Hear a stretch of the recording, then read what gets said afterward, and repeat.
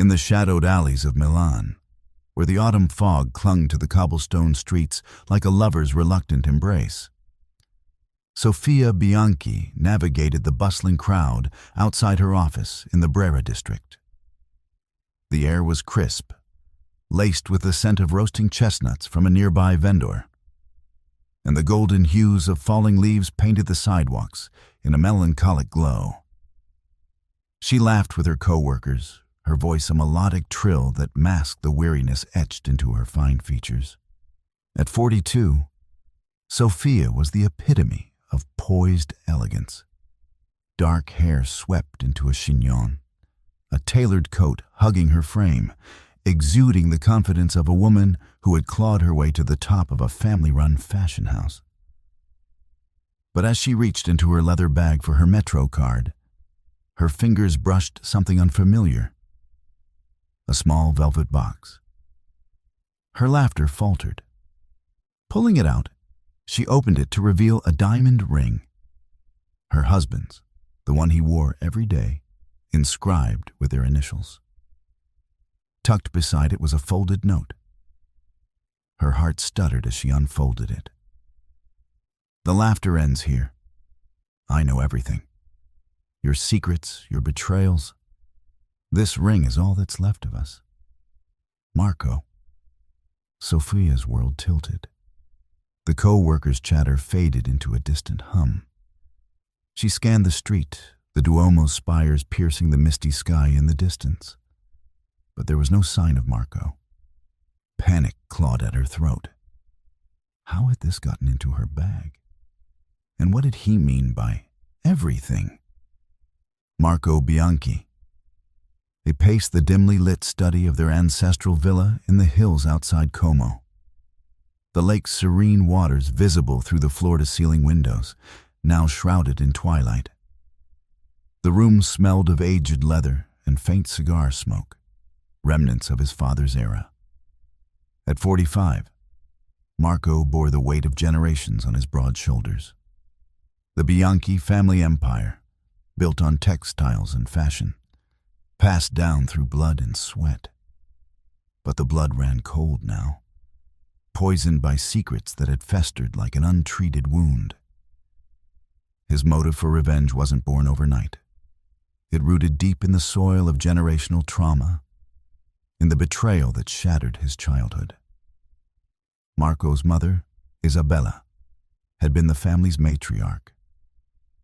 A woman of fierce ambition who expanded the business from a small Milan atelier to an international name. But her ambition came at a cost. When Marco was 12, he discovered her affair with Uncle Vittorio, his father's brother. The scandal erupted in hushed whispers at family gatherings, but it was the aftermath that scarred him. His father, Giuseppe, broken and humiliated, retreated into silence, eventually succumbing to a heart attack that Marco always believed was heartbreak in disguise. The family covered it up, of course. In Italy, where La Famiglia was sacred, such stains were scrubbed clean. Vittorio was exiled to manage a subsidiary in Rome. Isabella retained her iron grip on the company, and young Marco was groomed to inherit. But the trauma lingered, a shadow that twisted his views on loyalty and love. He married Sofia, Vittorio's daughter from a previous marriage, in a union that seemed poetic, bridging the rift, merging branches of the family tree. Sofia, vibrant and driven, had risen as creative director, her designs gracing Milan's Fashion Week runways. They had 2 children, Luca and Giulia, now teenagers navigating the elite schools of Lombardy. Yet, history repeated itself in cruel irony. Marco had suspected Sofia's infidelity for months.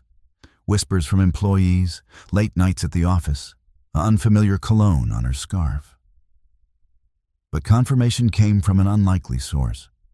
His sister, Elena, who worked in the family's accounting department. Elena, sharp-eyed and resentful, had always harbored grudges. As the youngest, she felt overshadowed by Sofia's glamour and Marco's favoritism. "She's cheating with Alessandro," Elena had confided one rainy evening over espresso in a quiet cafe near the Navigli canals.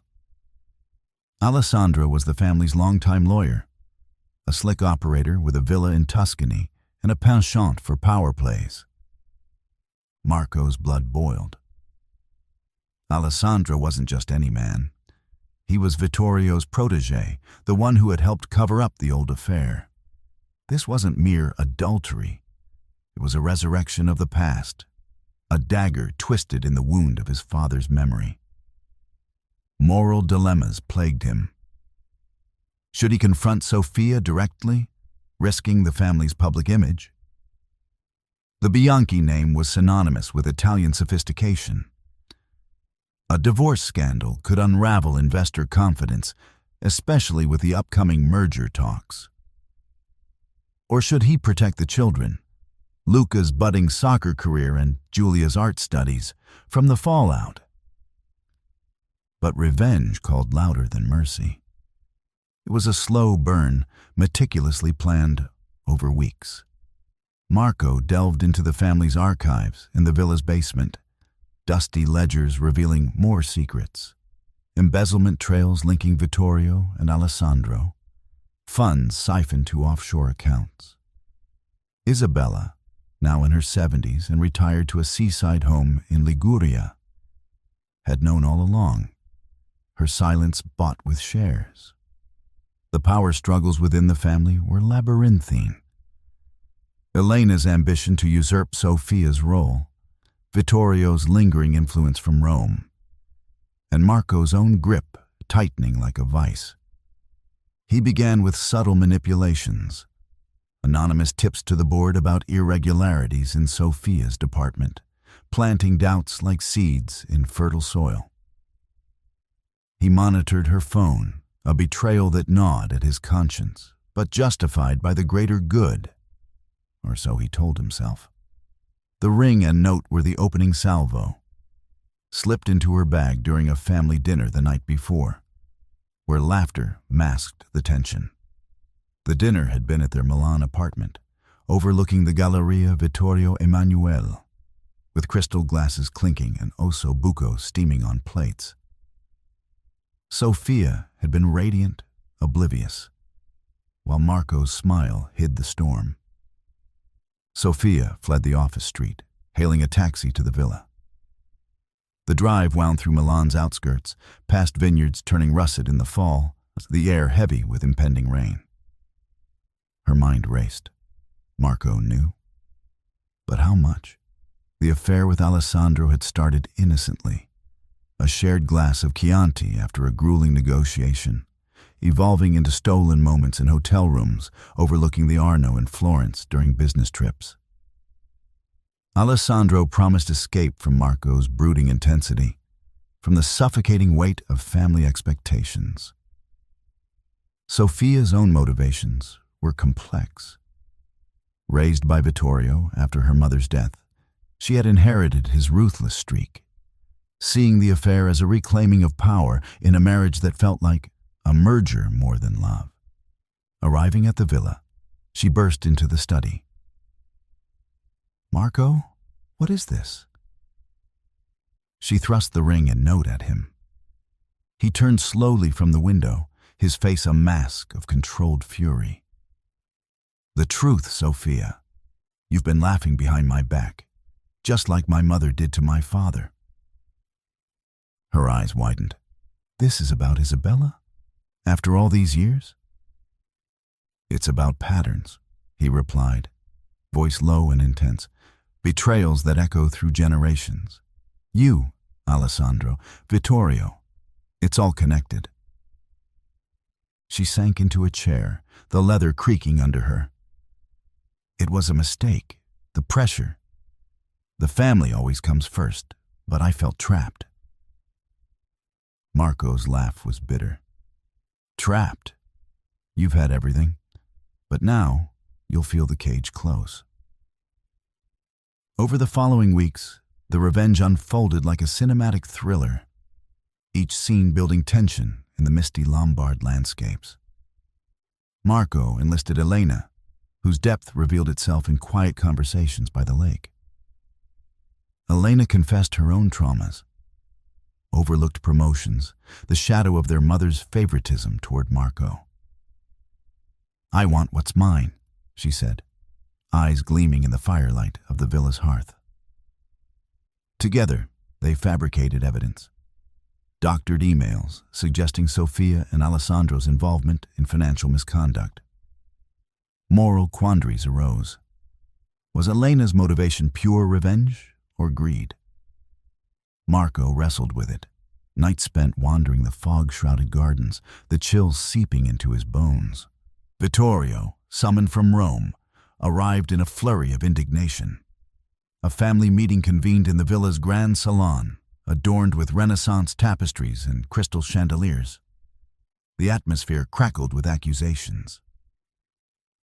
"This is madness," Vittorio boomed, his face ruddy from years of fine wine. "You're dredging up old ghosts." "Ghosts you created," Marco shot back. "Father's death wasn't natural. It was your doing." Sofia, cornered, revealed her own secrets. "Alessandro blackmailed me. He knew about your mother's affair and threatened to expose it unless I helped him skim funds." The room erupted. Isabella, video called from Liguria, her face pale against the Mediterranean backdrop, finally broke her silence. "I did what I had to for the family. Giuseppe was weak." The climax built during a stormy night, thunder rolling over Lake Como like divine judgment. Marco confronted Alessandro at a secluded boathouse, waves lashing the docks. "End it, or I'll ruin you," Marco growled, rain plastering his hair. Alessandro smirked. "You think you're avenging your father? You're becoming him. Broken, paranoid." Fists flew, a struggle in the darkness, Alessandro slipping on the wet planks, cracking his head. Panic surged. Had Marco gone too far? He dragged the body to the boat, heart pounding, moral lines blurred into oblivion. But Alessandro survived, hospitalized with amnesia-like claims. The family rallied, secrets buried deeper. Sofia, humiliated, agreed to a quiet separation, retaining a minor role in the company. Elena ascended, her triumph bittersweet. In the resolution, Marco stood alone on the villa's terrace, winter's first snow dusting the Alps in the distance. Revenge tasted like ashes, satisfying yet tragic. The family endured, fractured but unbroken. The cycle of trauma paused, if not ended. Luca and Giulia, sensing the shifts, drew closer to him, their innocence a balm. Yet, in quiet moments, Marco wondered if he'd become the monster he sought to slay, the lake's calm surface hiding turbulent depths below. Sofia, exiled to a small apartment in Milan, rebuilt slowly, her laughter returning in tentative echoes. The ring, pawned, funded a new venture, her own line, free from Bianchi's shadows. Betrayal birthed reinvention, a poignant close to the saga. The fog lifted, revealing a clearer horizon. But the scars remained, etched into the family's soul like the intricate patterns on Milan's cathedral spires.